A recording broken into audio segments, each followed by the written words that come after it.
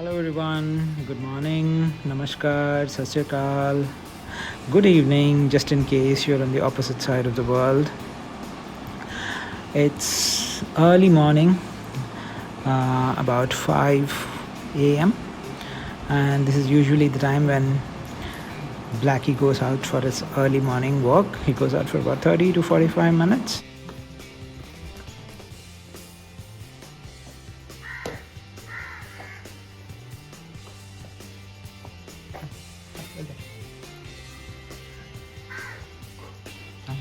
And he's all in his attire. He has his harness on, he has his belt on. He's waiting for me to close the gate so that we could go. And off we are. So it's really quiet, as in it is that absolutely no noise outside, and it's really nice to go out at this time of the day, or dawn rather, as you will have clarity of your thought, as in you can hear your thoughts literally at this hour because there's no traffic.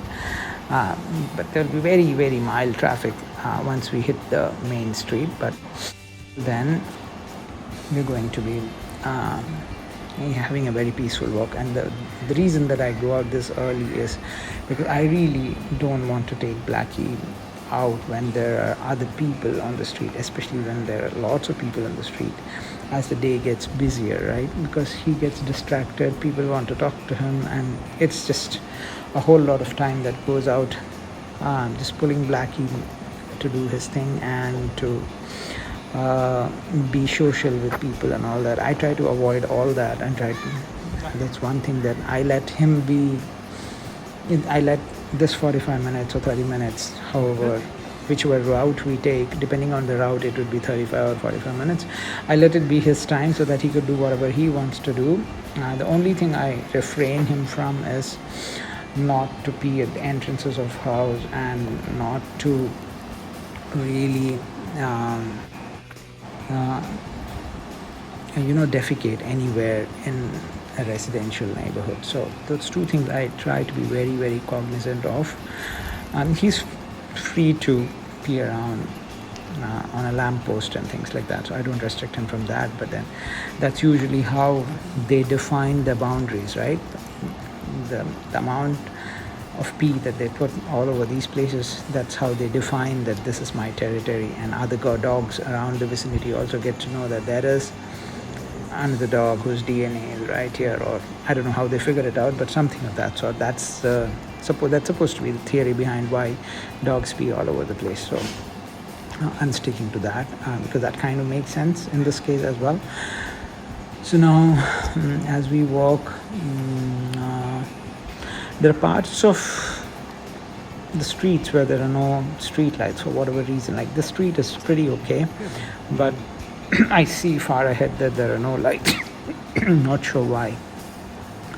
And again, Blackie being Blackie, he needs to sniff all around the place, and he if he catches a smell, he would just stand there and keep sniffing until he has figured out what it is, or he's like, okay, now I've given it enough time to move on. That's his decision.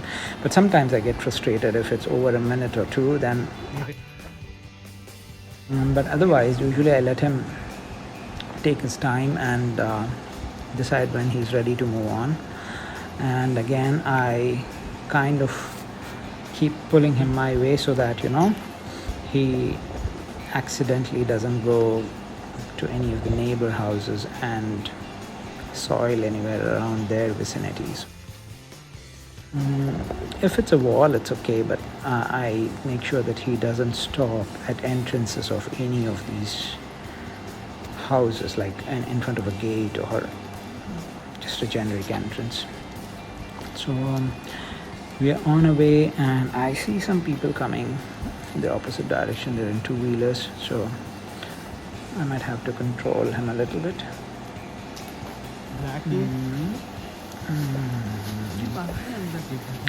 So he's again wanting to go into the bushes, but I am trying to keep him away from it.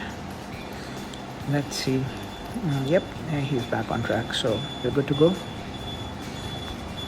And again he wants to pee around there, and I'm not letting him do that, because once we get to the main street, I let him do whatever he wants to, because there are no houses for quite a distance. So he knows that, at that point I will not be refraining him much. But at least this stretch of the street where there are houses on both sides of the street, I make sure that he doesn't stop in front of gates and things. This is a lamppost, so I let him do whatever he wants to do there.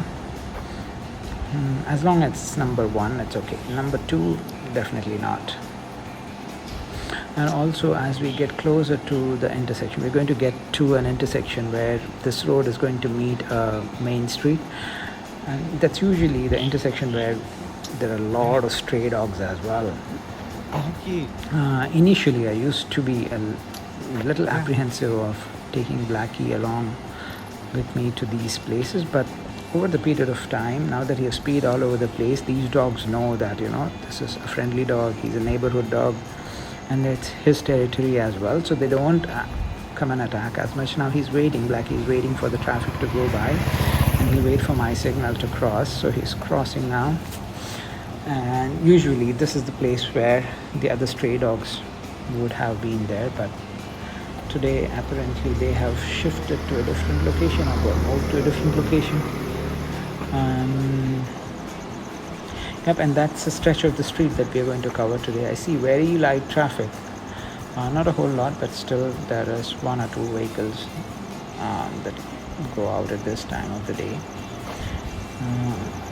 that are out at this time of the day rather. And Blackie is done with his business for the day. Now he doesn't have anything else to do other than sniff around all these places. So it's going to be another 30 minutes from now before we get home. So I've taken away some parts of this video because it was just pitch dark here. There's no street light on this street for whatever reason. This is just a very distant light that is burning, like in one of those old age Hindi ghost movies, right, where there'll be one street light at the end of the street and just andhera hi andhera. That's the situation right now. I switched on my flash now. Now this light that is coming in is from one of the shops that is open early in the morning. It's like a very small cigarette and tea stall that's going to come by. That's inside this vicinity. And now Blackie, as he is done with his business, he's just going to keep walking. He's going to pull me along rather than, take a brisk walk. So I see a few other people who are joining us for the early morning walk. And you'll see these plastic collection bags all around. The old plastic, they have segregated it and they have grouped it into those plastic bags, and there's a I don't know if it's the same vendor or a different vendor company comes in and picks it up after municipality having gone home to home and collected the plastic from each household. You see them piled up here as well. Now Blackie being Blackie, he needs to pee on it because he needs to show that this is his territory. And the one of the routes that we take is if we keep walking straight on this road, but today just a little bit ahead we are going to take a left turn. And if Blackie is in his adamant mode, then he would not let me make that left turn, but today he looks like he's pretty casual and he will listen to me. But many a times he would pull me straight, saying no, he wants to take the longer route, and I let him be because I would have time to do that. There is a dog in the other house, a very cute dog, and it's a miniature Indian breed if I'm not wrong. I don't know. But he is the first of the houses that has dogs, and not the first, the second house in this stretch that has dogs. And he gives an early morning welcome as well. So now as we get closer, this is the other intersection where Again, there are a bunch of strays that have colonized this part of the street. I don't see them today, but usually when we make a turn, there would be a bunch of them greet us. Some of them howl, some of them bark. Oh, I see, they're there. So I see those two dogs out there, and one of them is not happy, or he's afraid, or he's letting others know that there is a different dog that's walking this street. But usually they don't harm, because most of these dogs know Blackie, because he's been walking this stretch for quite some time. There's one or two strays that will have come in who do not know him, and they keep barking. And many a times the one that barks the most is either afraid or he's not comfortable with being in nutrition. That's what it is. And as they say, the dog that barks seldom bites, but I don't take that chance at all, because I have him on leash for this very reason, that if at all something like that happens, I should see. These dogs right here, they're pretty okay with Blackie walking around, because they already know him. Every day walk by without harming them or without being a threat to them, so they don't really care. But there are one or two instances where the dog might not like you getting your pet into their vicinity, and sometimes they come and start following you from behind. So you have to always make sure you're clear. Keep an eye in the back of your head as well, to make sure that there's no dog following you, because if a dog is following you, I'm pretty sure that one of the things that they have in their mind is to attack your dog. So make sure that it's never a dog that follows you when you're taking a dog out for a walk. If they try to come behind you, shoo them away, or stand there, make a gesture as if you're picking up a stone. They usually run away. You don't have to pick a stone literally, but even if you make a gesture, like you're picking a stone and going to throw it at them, even before you make the gesture of throwing, just by picking the stone, you do that gesture and the dogs will run away. That's one way to get rid of the street dogs. I usually do not hit the dogs. That's being a dog lover. I don't think that's my approach, but there are times when you need to protect yourself first. Only then you can think of others, right? That's the attitude. And I usually have a stick with me as well. I don't walk around without a stick, but today, since I have a selfie stick and Blackie's belt to handle, I didn't know if I could additionally carry a stick as well, so I did not carry it today. Oh, again, our man is busy peeing all over the place. I have no idea how they store so much of pee inside them. Their bladder is so small. How do they keep peeing, or how do they store this amount of pee? I have no idea. But then it's quite interesting thing to see that, up until he reaches home, he still pees around all the lampposts that he sees. So very weird thing about it. And now we are getting into territory of one of the more friendly strays that lives in across the street in one of the corners. Once we make a turn at the next bend,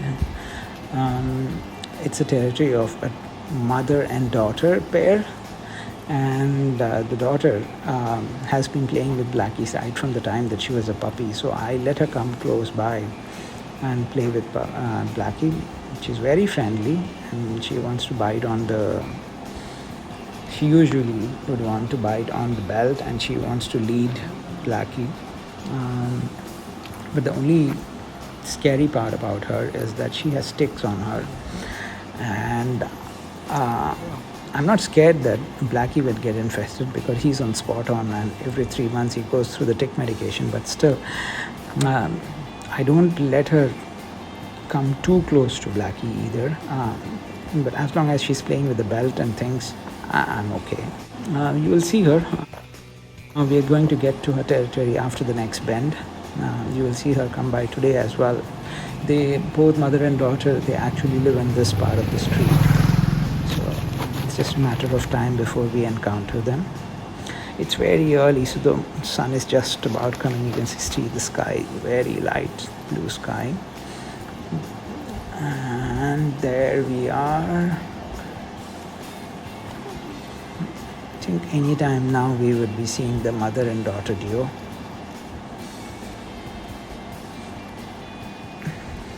And Blackie's a happy camper. He loves his early morning walks.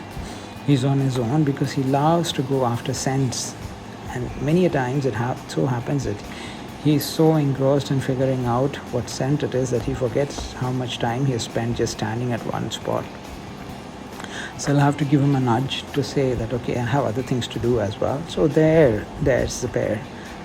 The mother walked back and the daughter has come. She's about just a year, if I'm not wrong. It's just about, not even a year, maybe like 7-8 months, that's it. So from the time that she was a puppy, she has been following Blackie, so they both know each other, and they get along very, very well. They're not afraid, or they don't scare each other, or they don't feel threatened around each other. So she wants to play around with Blackie, but he doesn't give her much. Would see she's taken the belt, but today she's not in a mood to carry the belt along, so she's dropped it. She has ticks, that's why she's scratching her ears and things. That's the mommy dog, and this is her daughter. And yep, we are going to head on, and she wants to bite on the belt, and she usually walks good 100 meters from this point forward and accompanies us on our walk, but today I don't think she's in a mood. She might just back off and be with her mom, I guess. So yes, Blackie is heading home, and I told her that we will meet tomorrow. So there, the mother and daughter, we are saying goodbye to them, and there we are moving on.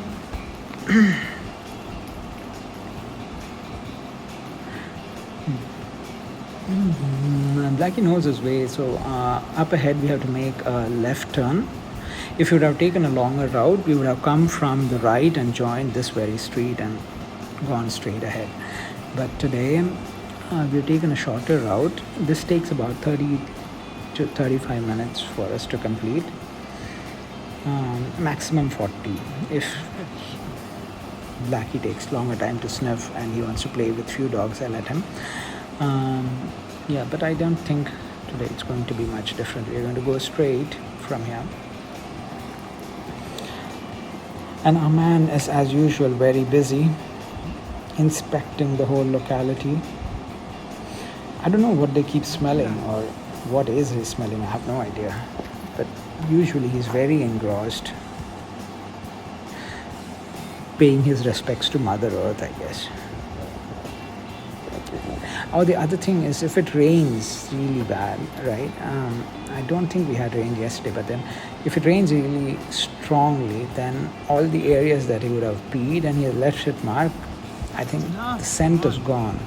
So they want to redo their marking routine. I think that's very interesting to see. Once real heavy rains hit the area, then Blackie behaves very differently when he's walking outside, because he would not be able to poop at his regular place, he would not be peeing at his regular places, because he would not be able to pick those scents as to where his spots were. And I always thought that's very interesting to see. So again, he is sniffing and taking his own time, so I will nudge at him to move forward.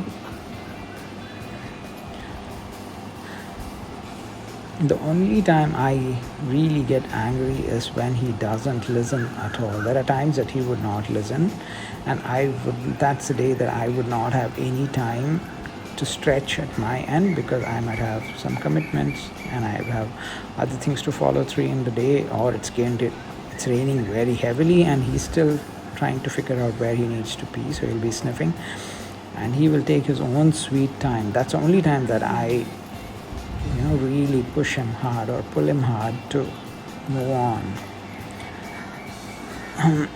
Now there's a house under construction. Both those houses started at the same time. One of them is complete and some people have moved in, but this one is going at a very slow pace, I guess. Now here again he would make up his mind whether he wants to go straight, or he usually wants to take a right turn here. If you go straight, it's a shortcut to reach our place, but he wouldn't do that. He doesn't want to take the shorter route. And I generally follow him wherever he wants to go.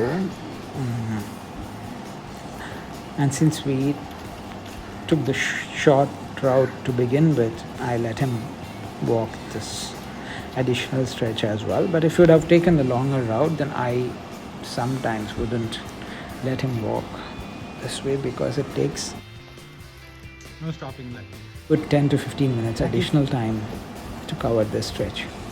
But he knows his route very well. So we'll be making a left turn from a little ahead. There's a cute Pomeranian in this house, but since it's too early in the morning, I'm sure it's sleeping inside the house.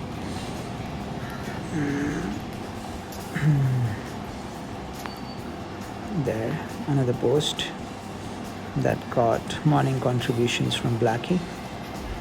And we are moving on. We are going to make this left here, and it's a gully. It's a very, very congested gully that we're going to take, and literally where the lamppost is, the far end of this tunnel is where we have to reach. Okay. It'll take us good 2 minutes from here if we briskly walk, but again, His Highness Blackie has to be merciful enough that he doesn't stop anywhere. Then it'll take 2 minutes, otherwise it's going to take some time. Yeah, today our man is not interested in stopping, so he's walking at his brisk pace. So we're good to go, I think.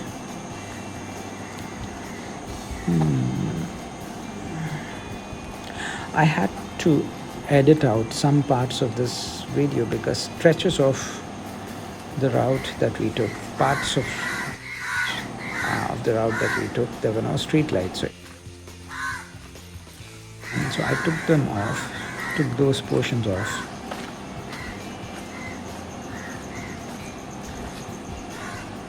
Looks like he's caught a scent.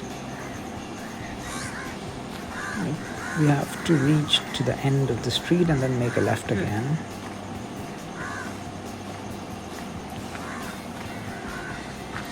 Our man is pretty happy today. He's joyfully walking along. And here we have, from a little bit ahead to the right side, is the last patch of open lands that we have near our place. This is under litigation. If I'm not wrong, you see this wild taro plants, RB, I guess, RB plants. But these are wild ones. I don't think you can consume these, but it's grown completely. And what we are walking on, the stretch of street, the gully that we are walking on, is actually a gutter.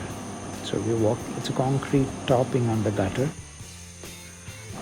And the gutter was lower initially, but now what they are doing is they're building it higher by a foot or so. So all the land, even the streets, are being built a foot higher than the norm. And what happens with that is every time it rains, the water gets collected in all the adjacent areas, and this has become one such area where there's a lot of water that gets collected because there's a huge patch of land, and taro grows where there's a lot of water, I guess, and one plant is enough. Over a period of time it just spreads all across the place. But as I said, this is wild taro. I don't think this is good for human consumption. So we're going to make a left here, and again, this road is really bad. Our municipality, they came up with this brilliant idea to let the summer pass by, and right before monsoon hit, whatever they had to do, they have dug up both sides of the street, and only in the middle there is like a feet and a half of road where the tar is still present, and only two-wheelers can pass by. If a car is going by, all the four sets of wheel would be in mud or the soil that it becomes when it rains. That's kind of what one would experience. It would not be long before the car gets stuck in this area. So at this point, this stretch of road again, there's hardly any road left to begin with. It's just one middle strip of tar that is there, and only two-wheelers can pass by this time. That's brilliant engineering from our municipality here. Or not really engineering, but brilliant decision making, I guess. We have to applaud them for that. And so there, we're almost getting closer to home now. It's another 5 minutes from here. We'll be home. So that's pretty much our morning routine. There's nothing much that I have to do. All I have to do is make sure there are no dogs following us, and I have to make sure that Blackie doesn't spend too much time sniffing in one place and he continues on his walk. Those are my only two responsibilities. But if you really pay attention closely to the initial part of the video, you would be able to hear the early morning stotrams going on in the temples.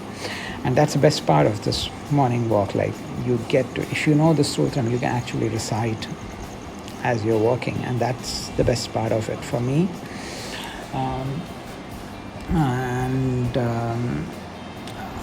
I guess that's a very good way to start your morning as well. You know, you praise the divinity within you and around you, and then you start your day. That's, I think, really nice. So Suprabhatam plays in quite early in the morning here.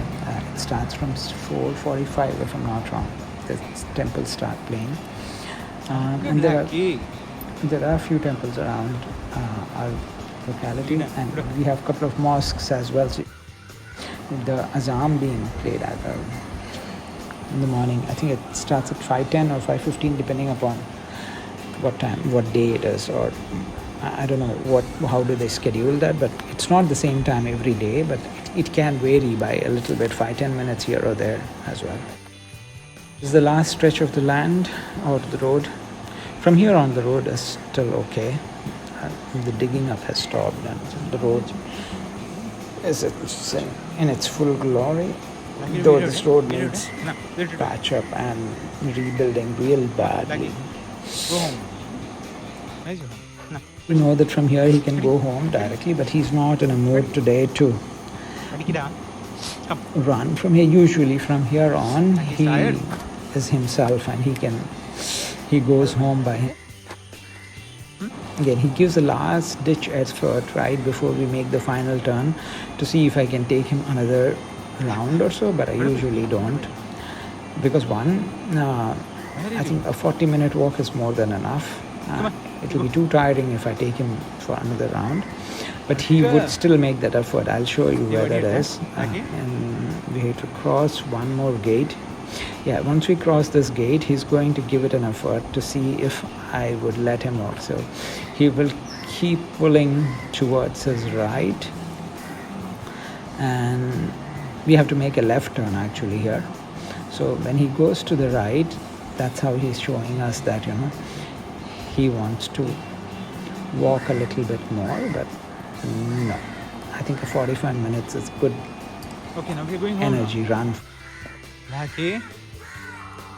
We'll be doing more than that, because he'll get tired as well, right? So, and once you do it one day, yeah, so this is the turn that we have to make, and he's looking to the right to see if I would somehow comply to his demands, but I'm not in a mood today. So before he gets home, he's having his medication, which is they know the grass that they can consume, and he does as well. You know, many days I keep taunting him that he should have been a cow and not a dog. So there's a particular grass that he eats, because if his stomach is upset, then he eats it. As then I know that I need to start including a medication in his food, so I do that. But I think that's his natural instinct to have the grass. So I let him do that. And from here, I'm asking him if he wants to go home by himself, and he is not sure. He wants to return back. And I'm like, no, no, you can't do that. You have to go home. And we are almost there. The next gate is our home. So he is off. There he goes. And yeah, this is something that we planted in front of our house. I don't know what's the name of this flower or this plant, but we just had 2 of the plants planted and the rest of them. And with that, we have got home, and that brings us to the end of this morning walk. I hope you guys had a great time and you enjoyed the walk as much as I and Blackie did. Feel free to comment, kindly subscribe, and feel free to ask questions if you have any. Have a great day ahead. Thank you for joining us.